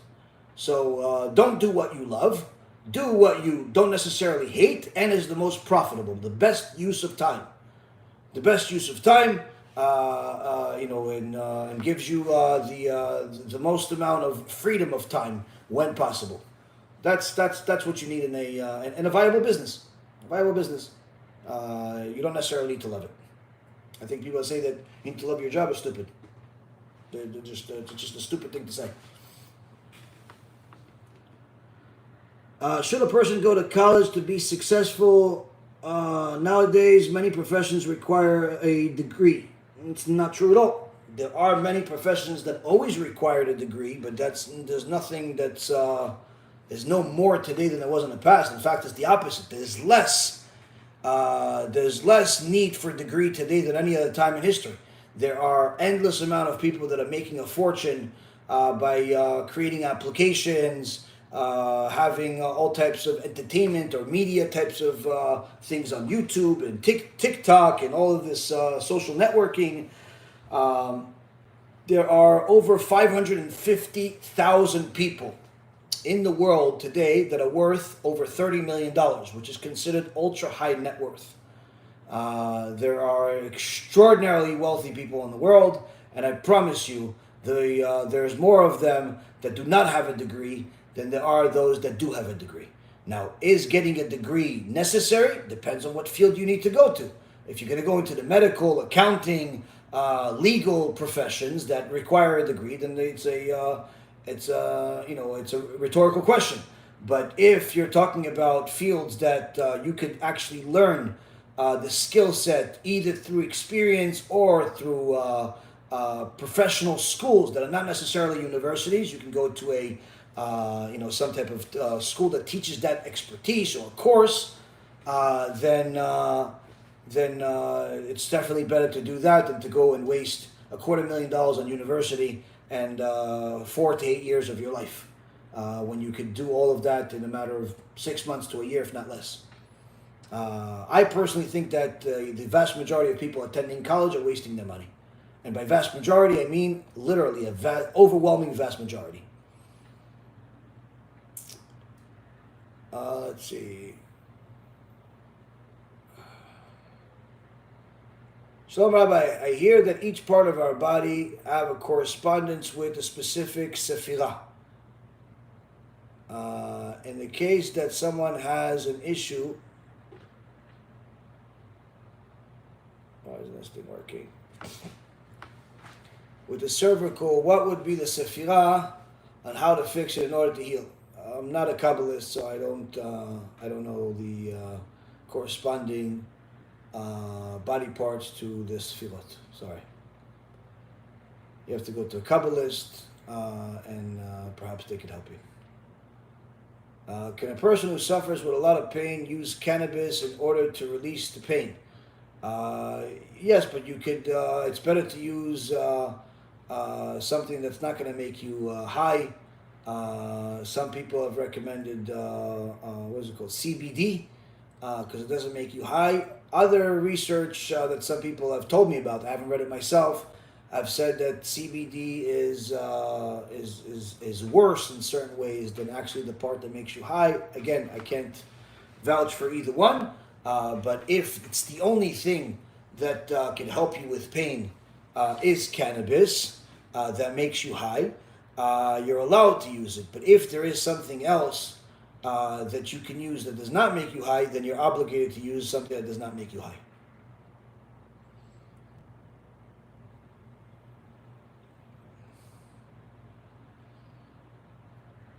Can a holy person be someone who doesn't care about money, renounce money, live simply, or someone who gains a lot of money in order to help others, or both?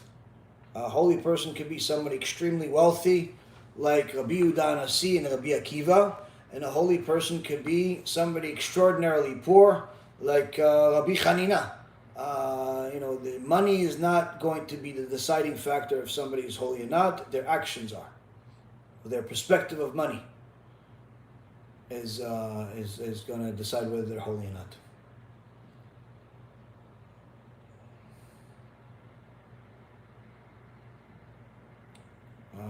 Let's see. What is worse according to the Torah and society? Immodest acts and behavior or LGBT degeneracy? They're both the same. They're both considered immodesty and perversion. Good evening, Rabbi Reuven. What would you suggest for an incoming yeshiva bachu going from public school to a yeshiva as a new convert? What would I suggest for an incoming yeshiva bachu going from public school to a yeshiva as a new convert? What would I suggest for them as far as what? As far as what to learn? Well, first, obviously, they should, learn the things that helped them thus far, which is the halacha of day-to-day life, the Mussar, the weekly parasha. These are all things the person has to continue with their whole life. As far as further learning, it all depends on the type of yeshiva they're going to go to. Usually the yeshiva is going to keep them pretty occupied with Gemara. And my recommendation is that they get themselves a art scroll Gemara, at first, that they're also going to learn with and do the review when they're home. Because not all yeshivot are going to permit him to use a art scroll Gemara at the yeshiva. because they want him to learn the language and they want him to learn how to understand the Gemara, rather than the explanation of certain things by art scroll. So they don't want people to use it, even though it's a mistake, even though it's against what Gedolei Hador have said. Needless to say, the tradition is, for most places, that they don't allow art scroll. So, but I would still recommend that he gets art scroll and just simply uses it at home. But as far as if the yeshiva allows him to have art scroll, then he should definitely have art scroll. And like I said, continue learning the things that have helped him thus far, which is the basics of Judaism, which is the weekly parasha with commentary, Mussar, halacha. Certainly, you can watch all of our shulim to learn, Mussar, to learn the weekly parasha. Sometimes halacha as well. So you can watch our shulim as well to do that.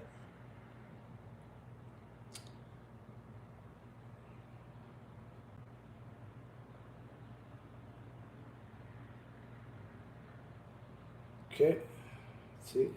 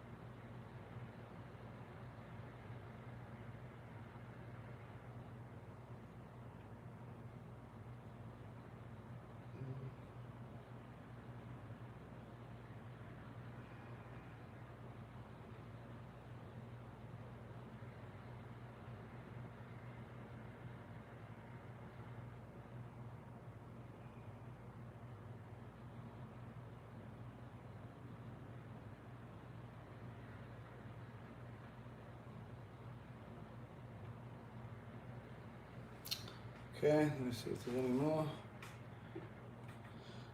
All right. Is a man allowed to wear cologne for Kavod Shabbat? If a man wears a deodorant, it's already enough. If he wants to wear a little bit of cologne, it's okay, but it's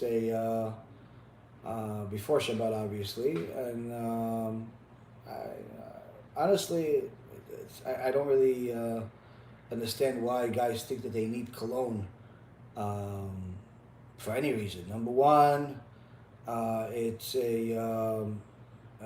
many times people overdo it, and they become more of a problem for people around them than a pleasure. Number two, if a person is doing it for the sake of being attractive, you should know, scientifically speaking, that your sweat is actually more attractive than cologne to a woman. Meaning, even the bad sweat, the one that smells bad, is more attractive to a woman. Not because people enjoy bad smells. Scientifically speaking, they've proven this, that the smell of the man, of his original smell, is more attractive to his wife than any cologne out there. So, again, I mean, it's not necessary. You want to do it, put something before Shabbat, by all means, but it's just don't put too much.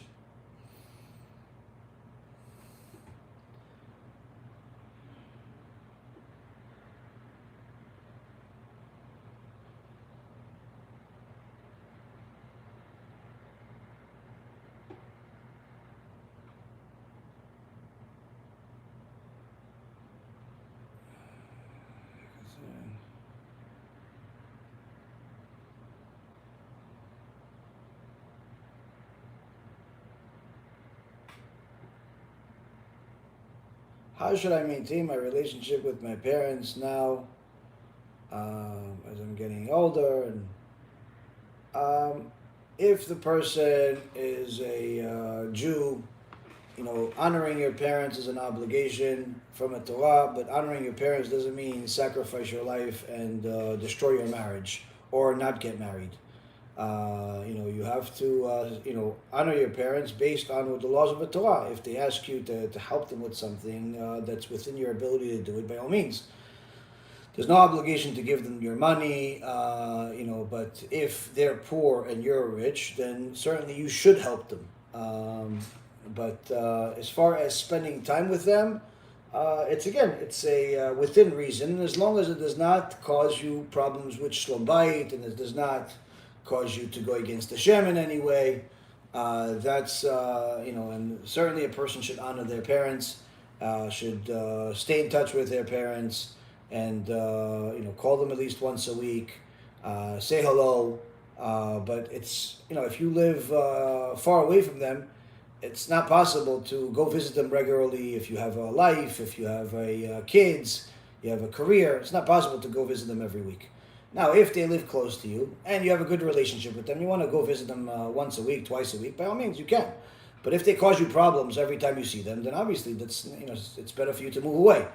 Now, for non-Jews that are converting to Judaism or just converted already to Judaism, it's a little bit more problematic because many times the parents are still believe the religion that they grew up with, meaning that while you have adopted, and have acquired yourself an eternity by converting to Judaism and following the Torah, they unfortunately still believe idolatry. Now, the fact that they believe idolatry is not just a problem for them, but it could also be a problem for you if they try to preach it to you. So going to visit them is much more problematic, meaning that if you go visit them, you have to stay at a hotel. You can't eat their food. You have to make sure that there's kosher restaurants around. There are a lot of things that you can't do that they like to do. They maybe like to go to the beach. You can't go to the beach. That's full of perversion and so on. They like to go to the movies. You can't go to the movies, right? Because it's also full of perversion. They like to have a barbecue and roast a pig. You can't roast a pig. So there's a lot of things that you can't do. There are certain things that you can do, and you have to find some type of neutral thing, neutral ground to keep yourself somewhat connected. But I can tell you this from experience that the more a person is busy serving Hashem, the less time they're going to have for everybody that is not in their immediate circle of responsibility, of connection, such as your spouse and your children. So that there's less time to see even your parents, even if they're good parents. There's less time to have friends, even if they're good friends. There's just simply less time. Why? Because you're busy serving Hashem. You're busy doing the things that you need to do in life. Now, I know some people are more social than others. They almost feel like they need to be next to people. And by all means, as long as the people that you're around, whether it be your parents that are Jewish or not Jewish, as long as they are not trying to influence you to go against Hashem, or they're not just simply putting you in a position where you feel inclined to go against Hashem more than otherwise because of their surroundings, then there's no problem staying in touch. But don't stop your life. Don't stop your life. Don't stop yourself from getting married. Don't stop yourself from having kids. Don't stop your life from moving closer to a Jewish community, from going to learn Torah, just because you think that you're honoring your parents by keeping yourself back. You're not honoring your parents by that. You're just simply damaging yourself. So a person needs to serve Hashem first more than anything else. Serving Hashem certainly is part of doing it is also honoring your parents, but that means so long as honoring your parents is not causing a lack in serving Hashem. You not getting married is certainly a lack in serving Hashem, because you have a mitzvah, especially if you're a man, that's connected to serving Hashem. Bringing children to the world, the kedusha between a husband and a wife, and so on. So you're not getting married because of because of parents are old and you think you need to take care of them or something like that. No. You not having kids because you feel like you need to take care of your parents, and you don't think that you could do that raise kids with your husband and also take care of your parents, so you decide not to have kids. Mistake. That's not the will of Hashem. The will of Hashem is for you to have kids. The will of Hashem is for you to have kids. Who's going to take care of my parents? If you can still do it, do it. If not, get somebody else to do it. Again, there's no obligation to stop your life in order to in order to help your parents. I mean, certainly honoring them is important, but it's not at the cost of your life. It's not the cost of your obligation. So I would highly recommend people to discuss with their rabbis, big decisions like that. Either decisions like not getting married, not having kids, not moving closer to a Jewish community, or learning Torah. Before they make such decisions, and speak to a competent rabbi, not one of these people that's like, waiting for your parents to die so they can give them the money of the inheritance. Like a competent rabbi that knows the halakha, knows what's responsible, has a responsible take on Judaism, and not just a lovey-dovey nonsense. But like I said, in honoring your parents, important. Stopping your life, unacceptable.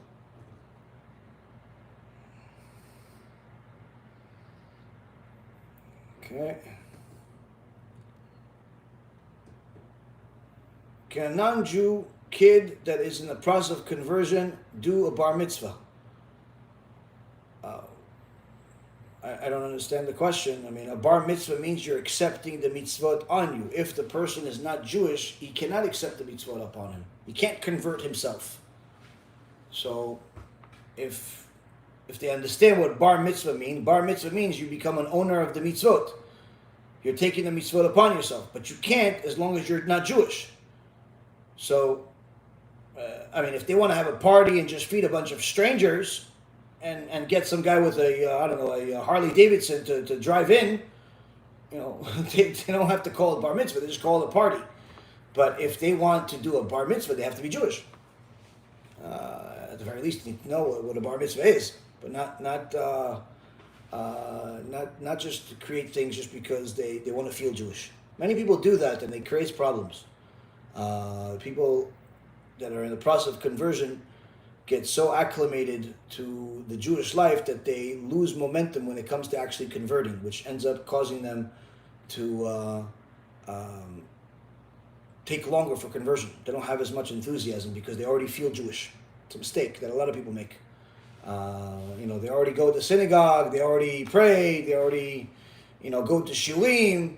So if you're like, so what? Okay, I don't have the certificate, but I already feel like my neshama is Jewish. It's a stupid statements like that cause people to end up losing their eternity. But a lot of people do it.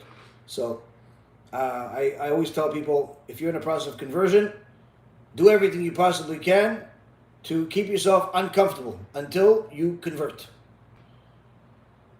Until you convert. Make sure that you're doing everything possible to keep yourself enthusiastic about conversion. Now, it's more problematic to do that when you have a family involved. Meaning, if you're alone, you're a single guy, you're a single girl, it's easier to keep yourself motivated and to take less time converting because all you have to do is just take care of yourself. But when you have a family involved, even if you're extremely motivated, if your spouse or kids are not motivated, it becomes much, much more difficult. The journey is much more difficult, but generally speaking, there's no need for a person to break up their family for the sake of conversion. They just need to be patient and use that time while everybody else is getting up to speed. Use that time to keep everybody motivated and use that time to learn more and do more that they can, that's within their power at the time while they're still in the process of conversion.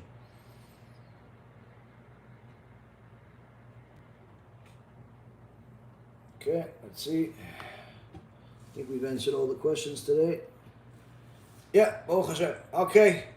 Baruch Hashem, we've answered all the questions. May Hashem bless each and every single one of you that's learning, that's sharing, that's being inspired. Anyone that wants to donate can go to our website, BeEzratHashem.org or BHTorah.org, or you could donate on our app, the BeEzrat Hashem app. There's a lot of new developments on the BH Torah website that are being added as we speak. If you go to the questions section, you go to the discover section, There's a lot of amazing new features over there. We're going to talk more extensively about them next week, BeEzrat HaShem, but there's a lot of really cool stuff on our websites, new features, and a lot more projects that are on the way that BeEzrat HaShem will help Am Yisrael get closer to HaKadosh Baruch Hu, to publicize HaKadosh Baruch Hu's name, and know that He is the one and only God, not only in our eyes, but in the eyes of everyone that we have access to, because we've tried our best to inspire them. Thank you very much for learning with me. May HaKadosh Baruch Hu bless all of you. BeEzrat HaShem, we'll see each other and learn together next week. Kol Tov.